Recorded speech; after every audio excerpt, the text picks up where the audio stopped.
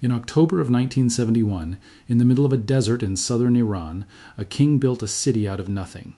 68 tents of silken canvas rose beside the ruins of Persepolis, air-conditioned, wired for electricity, laid out along avenues planted with thousands of trees trucked in from abroad. Chefs were flown in from Paris.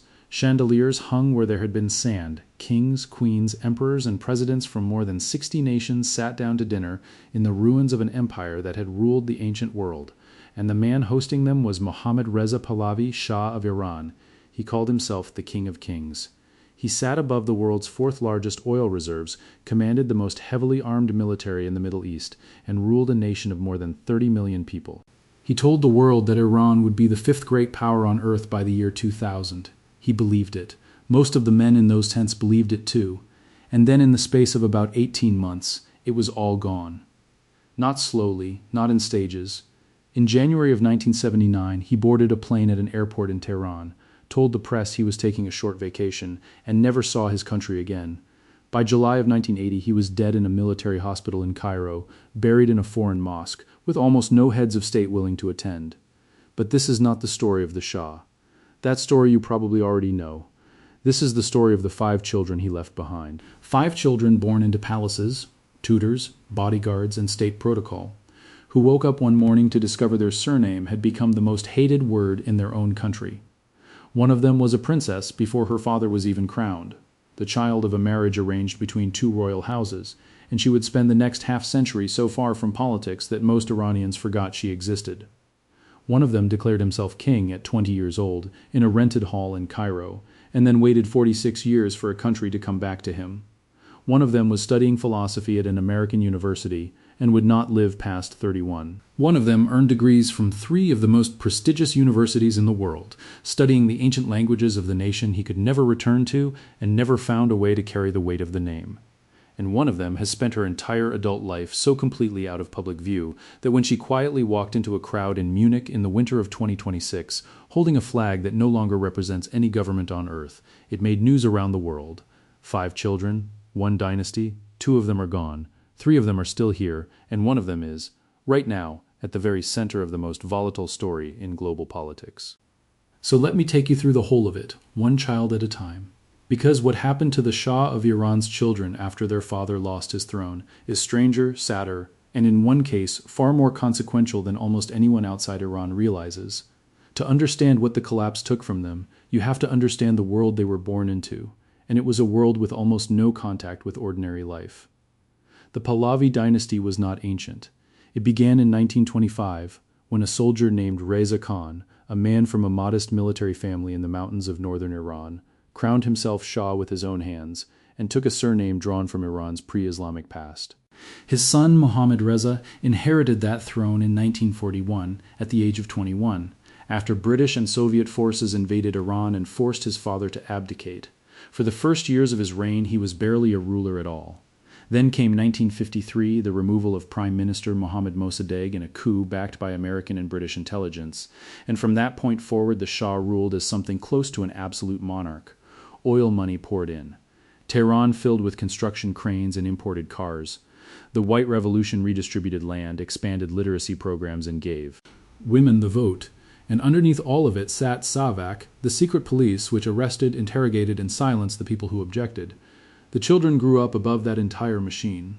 Their world was the Nayavaran Palace complex in the foothills north of Tehran, private schools attached to the palace grounds, winters in St. Moritz, summers on the Caspian coast, formal photographs on the palace steps, and matching coats. They were raised by nannies and tutors, guarded by soldiers, and photographed constantly. Not one of them ever bought a train ticket, waited in a line, or walked through a Tehran neighborhood without an escort. And every one of them, from the eldest to the youngest, was told from the beginning that the family's position was permanent, that the dynasty was the country, and that the country would always be there. It is worth pausing on how differently the 5 of them experienced that world, because the age gaps in this family are enormous. The eldest, Shahnaz, was born in 1940 and was already a married woman with a child of her own before the youngest was even conceived. Reza arrived in 1960, 20 years after her, and was raised from infancy as the answer to a succession crisis. Farhanaz followed in 1963, Ali Reza in 1966, and Layla in 1970.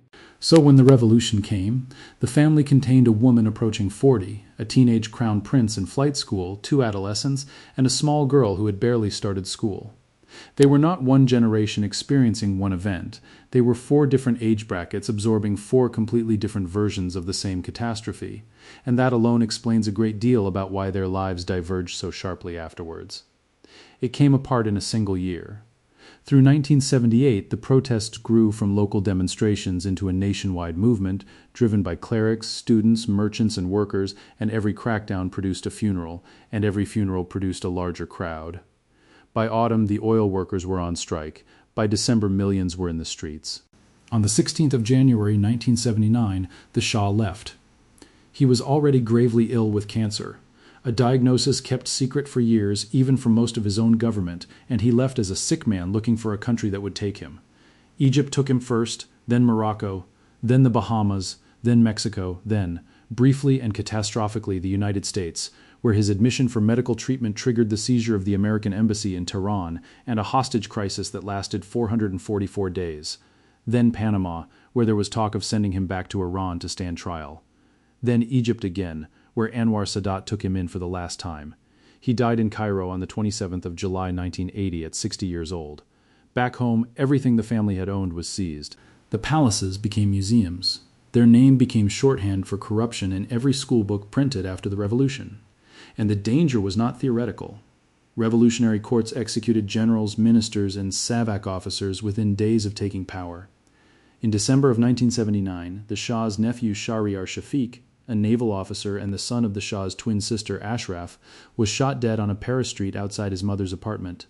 An Iranian government newspaper later praised his killer. The message to the rest of the family was not subtle. The financial erasure was almost as total as the political one. The Pahlavi Foundation, the enormous charitable organization that had functioned in practice as a vehicle for the dynasty's holdings, was nationalized outright, along with the palaces, the land, the shares, and the accounts held inside Iran. Estimates of what the family had controlled ran into the billions of dollars, and virtually all of it that sat on Iranian soil was gone within months. What survived was whatever had been moved abroad before the fall, and the family has never opened its books, which is why every figure you will ever read about Pahlavi wealth after 1979 is an estimate rather than a fact.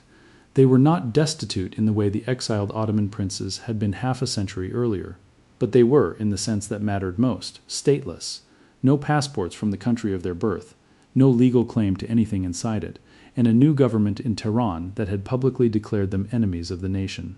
So when we talk about what happened to the Shah's 5 children, we are not talking about privileged people adjusting to a smaller house. We are talking about a group of siblings who lost their father, their country, their citizenship, their fortune, and their physical safety inside roughly 18 months, and who then had to decide, each on their own, what a Pahlavi was supposed to be in a world with no Pahlavi throne. They each answered that question differently, and the answers shaped the rest of their lives. Let's start with the daughter that most accounts of this family skip entirely.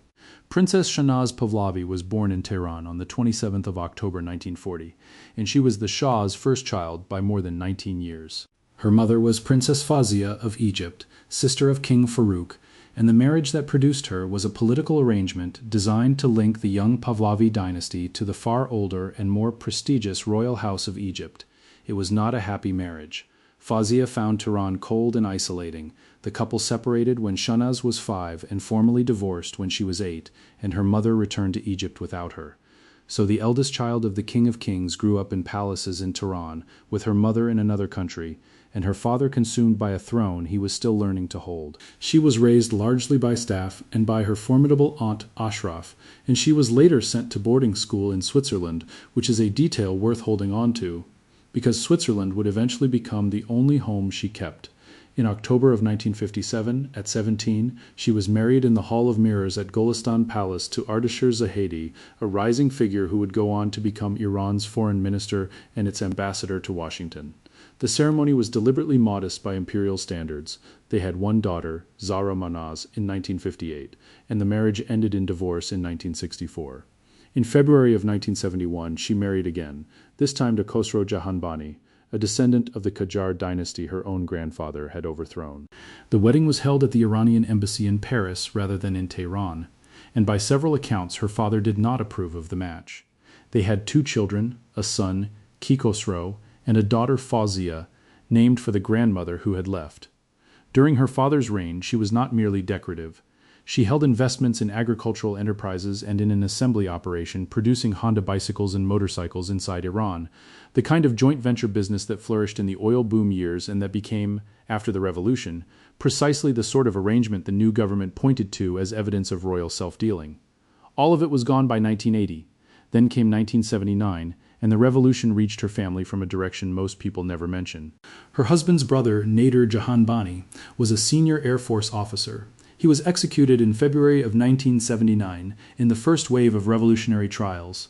Shahnaz did not go to Washington. She did not join any government in exile. She went to Switzerland and stayed there, and she has lived there ever since as a Swiss citizen in a country where her family had kept its ties since her school days.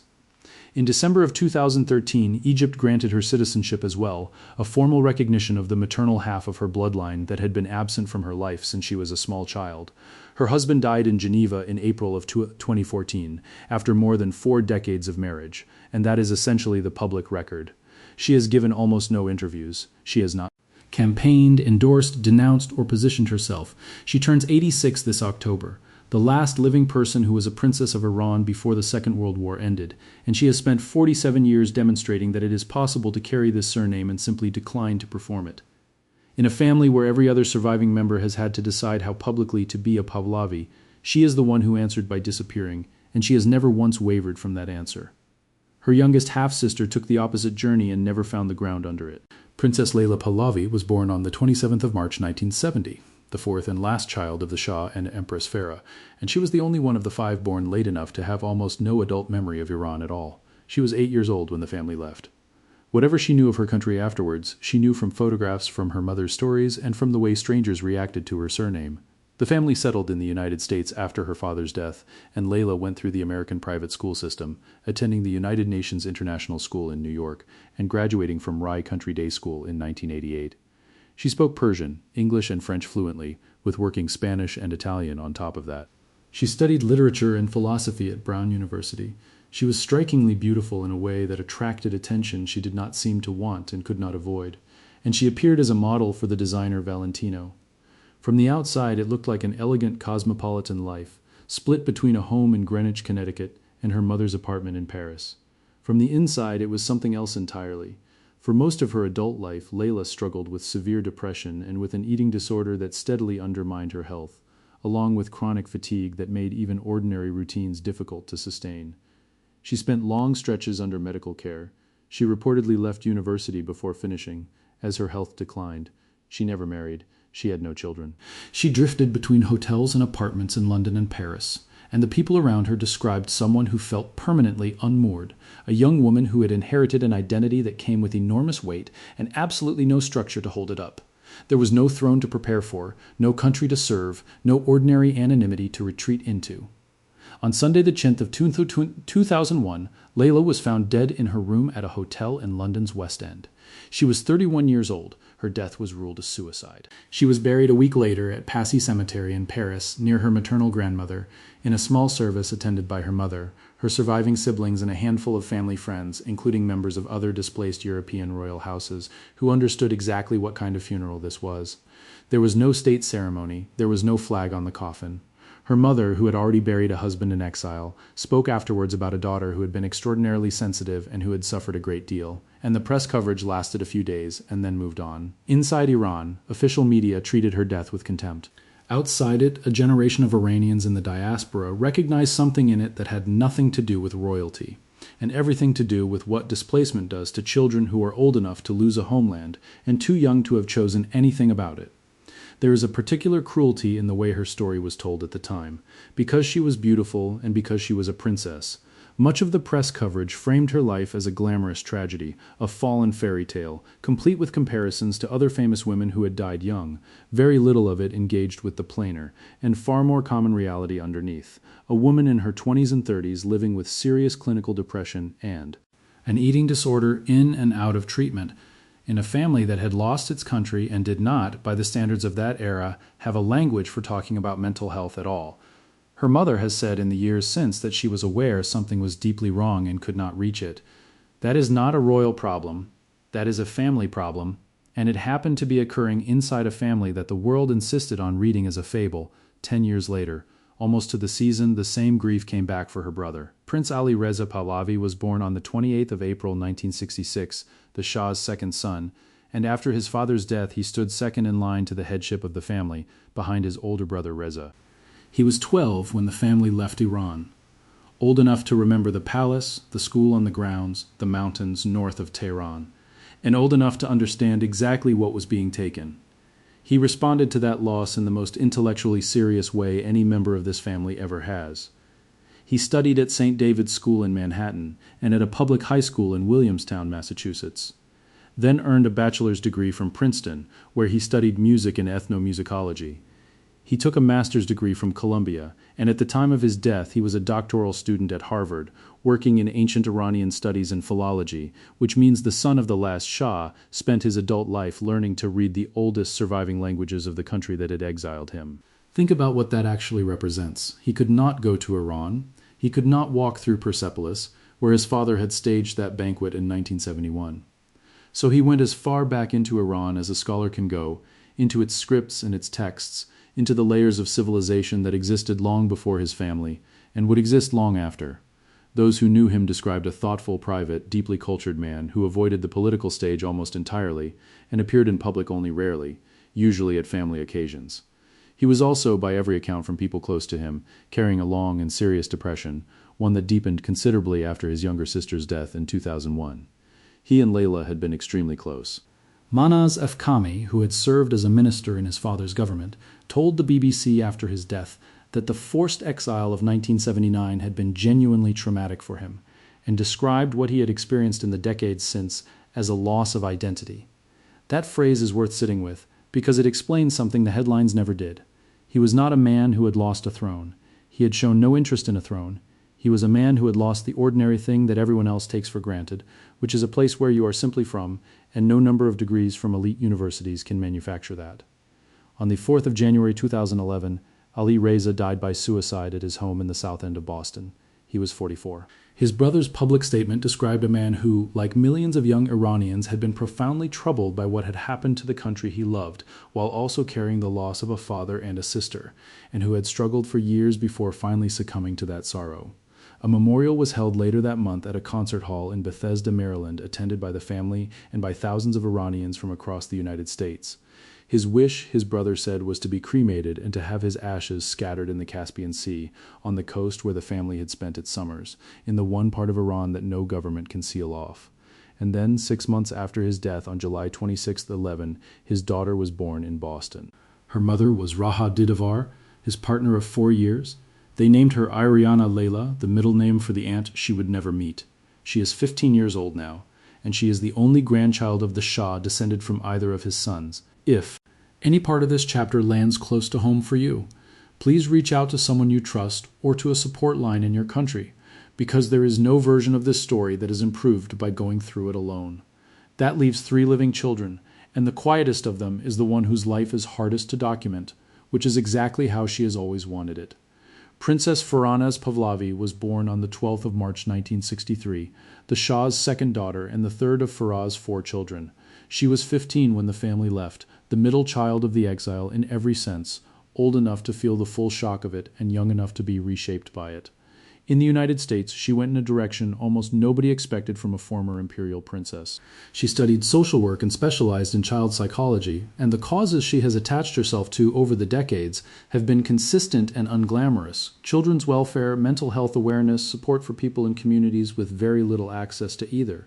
She has never married, she has no children, she has no social media presence of any kind, which in this family is itself a statement, given that 3 of her nieces have built substantial public followings. For most of the last 4 decades, her public appearances could be counted on 2 hands, and nearly all of them were funerals and memorials. She was there in Paris in 2001 when they buried Layla. She was there in Maryland in 2011 for Ali Reza's memorial. She has remained extraordinarily close to her mother, and people who know the family describe her as the emotional anchor of it, the one who holds things together privately while others speak publicly, which is why what happened on the 14th February 2026 mattered so much. On that day, with mass demonstrations underway inside Iran and enormous solidarity rallies organized across the diaspora, Roughly 200,000 people gathered on the Theresienwiese in Munich. Her older brother, Reza, was on the stage. Ferhana's was not. She walked into the crowd instead, one figure among 200,000, carrying the old lion and sun flag, standing with ordinary Iranians rather than above them. Photographers recognized her, and the images went around the world within hours, because for a woman who had spent 47 years declining to appear anywhere, showing up at all was the loudest thing she had ever done. She turned 63 a month later. She still gives no interviews, and that single afternoon in Munich told you more about what she believes than 4 decades of silence ever could. And then there is the eldest son, whose entire adult life has been an argument with history. Reza Pahlavi was born on the 31st of October 1960, and from the moment of his birth he was the answer to the dynasty's most urgent problem, because 2 previous marriages had produced no male heir. He was made crown prince at his father's coronation in 1967, when he was 6 years old. He was 17 when he left Iran for pilot training at an Air Force base in Texas, and he was still there, learning to fly American fighter jets when the revolution swept his family off the throne. He never went home. His father died when he was 19. On October 31st, 1980, his 20th birthday in Cairo, he declared himself the rightful heir under the old constitutional formula, taking the title his father had held. He was a 20-year-old with a proclamation and no country. What followed was 4 decades of a life almost impossible to describe accurately. He earned a political science degree from the University of Southern California. In 1986, he married Yasmin Etemad Amini, an Iranian-born lawyer whose own family had fled after the revolution, and they raised 3 daughters in the suburbs of Washington: Noor, born in 1992, Ayman in 1993, and Farah in 2004. He wrote books. He gave speeches to diaspora audiences in hotel ballrooms. He appeared on satellite channels beamed into Iran, and for most of those decades, serious analysts treated him as a historical footnote, a man performing a role that history had already closed, sustained mainly by older exiles who remembered the country before 1979 with a nostalgia their children did not share. Those were long decades. For most of the 80s, 90s, and 2000s, the monarchist movement abroad was real but small, and inside Iran, speaking of the Pahlavis in anything but contemptuous terms could bring a police visit. He was building a political career with no constituency he could legally reach, in a language broadcast into a country he could not enter, on behalf of a system almost nobody was asking for, and the criticism was never only from Tehran. Iranians on the left, and among Kurdish and other minority communities, have never forgotten Savak, the political prisoners, or the executions of the years before 1979, and many of them regard the son's campaign as an attempt to rehabilitate a father's record. His answer, repeated consistently over the years, has been that he is not campaigning for a monarchy, that the form of any future government should be settled by Iranians at the ballot box, and that his role is to help get the country to that vote. Whether that answer is convincing depends almost entirely on who you ask, and the split runs straight through the diaspora. Then the ground moved. In 2022, after the death in custody of a young woman named Mahsa Amini, the largest protest movement since the revolution filled Iranian streets, and among the chants, unexpectedly, was his name, not because most protesters wanted a monarchy restored, but because he was the most visible alternative to the government they were confronting. In April of 2023, he made an official visit to Israel, meeting the Israeli Prime Minister, a trip that expanded his international profile and simultaneously alienated a significant portion of the Iranian opposition, including many who otherwise opposed the government in Tehran. And then came the events of the last 2 years, which have put him closer to actual power than at any point in his life. A new wave of protest beginning in 2025 and continuing into 2026 was met with a severe crackdown in January of 2026, with thousands reported killed. His mother, now 87, issued a rare public appeal calling for a national day of mourning. In February, those Munich rallies drew crowds his movement had never managed before. In late February, the United States and Israel launched a military campaign against Iran, which Reza publicly described as a necessary step, a position that drew both fierce support and fierce condemnation across the diaspora. In March, he addressed a large conservative political conference in Texas and promised to make Iran great again, borrowing the American president's own slogan and receiving a standing ovation. And in July of 2026, he sat down with Reuters in Paris for a long interview in which he argued the government in Tehran is now weaker than at any point in 47 years, laid out a referendum-based roadmap to a democratic transition, and answered pointed questions from journalists who had spent 4 months examining his campaign, including whether his own donors and former associates believe his bid has stalled. He described himself not as the destination, but as a bridge to it, insisting the campaign was never about him personally. Days later, on the 26th of July, he was in Jerusalem again. He is 65 years old. He has not set foot in Iran since he was 17. And whether the last chapter of his life ends in Tehran or in a suburb of Washington is, as of this moment, genuinely unknown, which is more than could be said at any other point in the last 4 decades. So where does that leave the family today, in the summer of 2026? Their mother, Empress Farah, is 87, living primarily in Paris, still issuing statements about Iran's future, having buried her husband, her youngest daughter, and her younger son. Shahnaz, at 85, remains in Switzerland, silent by choice, the only child of a marriage between 2 vanished monarchies. Farhanaz, at 63, lives privately in the United States, surfacing once in a crowd in Munich and then vanishing again. Reza, at 65, is on television screens in a dozen countries, and there are grandchildren now, 10 of them across the extended family, including Reza's 3 daughters, who have grown into a generation that experiences all of this differently. Noor works in finance in New York and has built a following in the millions, speaking regularly about human rights and about Iran. Eamon studied psychology and communications and married in Paris in a private ceremony that drew the exiled family together. Farah, the youngest, born in 2004, has never known a world in which her family's story was not being argued about. And in Boston, there is a 15-year-old girl named Iriana Layla who carries the name of an aunt who died before she was born, and the memory of a father she never met. What strikes you when you lay all 5 lives side by side is how completely the collapse scattered them. These were siblings and half-siblings raised inside a single closed world, and the fall of that world sent each of them in a different direction. One into permanent silence in Switzerland, one into ancient languages at Harvard, one into social work and near total privacy, one into a public campaign that has consumed her brother's entire adult life, and one who did not survive the weight of it at all. There was no shared strategy, there was no family plan, there was only a surname, and each of them had to work out alone, whether that surname was an inheritance, an assignment, or a sentence. Their father spent his last months believing he would return. He was wrong. But the thing he could not have anticipated, standing on that tarmac in January of 1979, was that nearly half a century later his children would still be part of Iran's story, not because of a crown or a claim, but because a country in crisis keeps reaching backward for the version of itself it lost, and because 2 of his children paid a price for that history that no political settlement can ever refund. The Pahlavi throne ended in 1979. The Pahlavi family did not. And what happens next to the last of them may well be decided not in a palace or a parliament, but in the streets of a country that none of them have been allowed to walk through in 47 years. If this story pulled you in, drop a lion emoji in the comments so I know you stayed to the end. And if you want more deep dives into the families that history swept aside, subscribe to the channel. It genuinely helps more than you know. Thank you for watching, and I'll see you in the next one.